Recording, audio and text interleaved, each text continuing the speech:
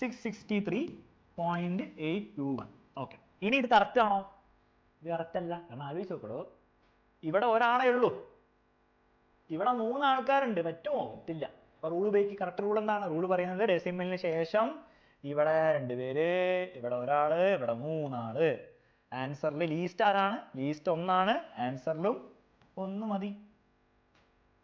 663.8 വരെ മതി. പക്ഷെ 8 ആണെന്ന് ഉറപ്പിക്കണോ?